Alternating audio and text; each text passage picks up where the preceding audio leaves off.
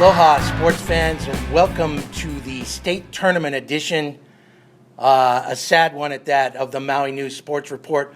I'm Rob Coleus. Bill Schindler is on the island of Hong Kong this week, so I'm joined by Jordan Helly, the offensive coordinator at Kamehameha Schools Maui, broadcaster himself and a former MIL All-Star quarterback.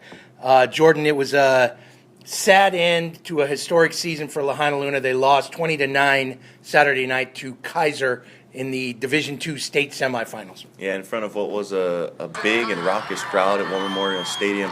A little bit of a disappointing end to what was a memorable season for Lahainaluna. Not a lot to really hang their heads about, though. They just ran into a very, very good Kaiser squad. And Jordan, they were nursing an early lead, 7-0 and then 9-7 at halftime. But really, I thought a big key was when their leading rusher and scorer in the MIL, Jordan Rocha Islas, left late in the first half with an apparent broken ankle. Yeah, it was a big loss. Jared Rocha really doubles as their place kicker and the linebacker on defense, but his loss offensively was a huge, huge blow for Lahainaluna. They really had that offense going with their big gash runs out of their misdirection run game.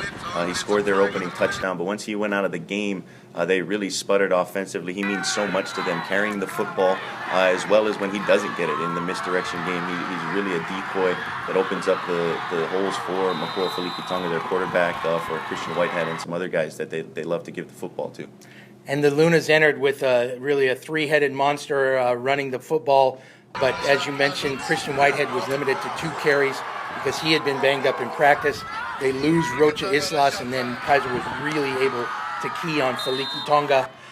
In the third quarter was the key. The Lunas had a 9-7 halftime lead, but in the third quarter, Kaiser scores twice, takes the lead for good, and they outgained the Lunas in that third period, 174 yards to 36. Yeah, and that 174 yards accounted for 55% of Kaiser's total offense for the entire game. They only gained 45% of their total offense in the other 3 quarters combined.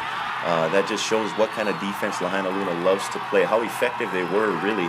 And it was a case of Lahainaluna really getting shut down offensively. You mentioned Felikitonga. He did run 24 times trying to pick up the slack after Rocha went down for just 69 yards. And Kaiser had the ball in great field position almost the entire third quarter, and they were able to punch it in for 2 scores and gain the bulk of their yardage, and that was really the turning point. And Jordan, we mentioned the kicking game. It was key. Punts of 18, 19, and 20 yards set up Kaiser with short fields. But after the Lunas took that early lead on the 49-yard run by Jared Rocha Islas, it lasted for about 16 seconds.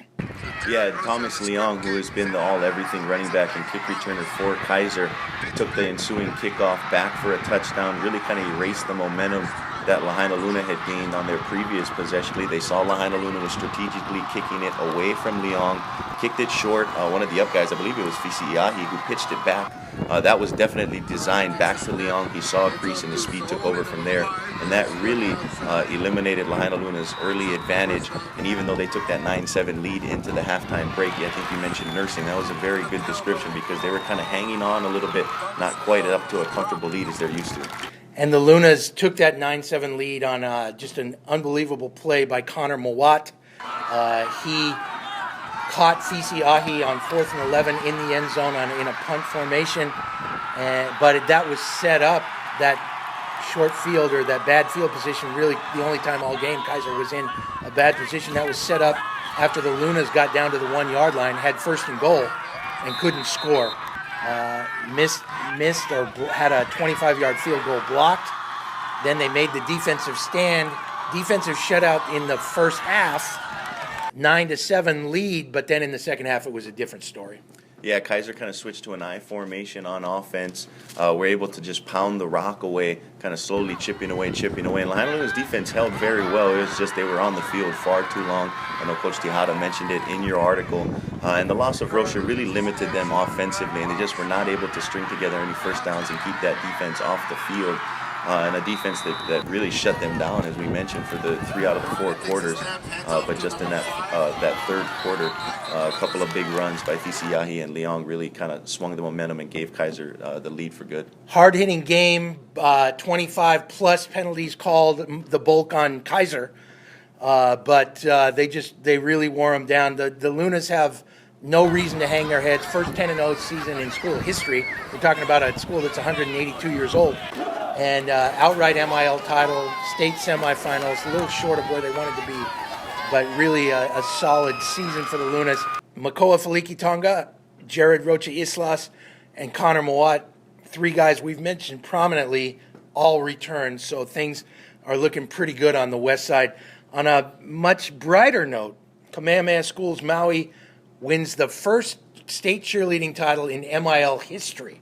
Yeah, Kamehameha Schools Maui winning the medium division yesterday over on Oahu at the Blaisdell Arena, program that has kind of come to the forefront of the MIL in the last 3 years or so under their head coach Keali'i Molina, who has had all kinds of success on the youth kind of club level in a sport that was really grown in the last decade or so. Kamehameha Maui winning the MIL's first cheerleading championship, and a big win for that program and a huge win for that athletic program as a whole. It's a relatively young athletic program, not a lot of state championship banners that they've been able to hang up in the gym as of yet. So to add this one is a big step for that athletic program as a whole, I think, up country. Joins a boys paddling state title team of a couple years ago. I may be forgetting one more state title in paddling, but a very short list.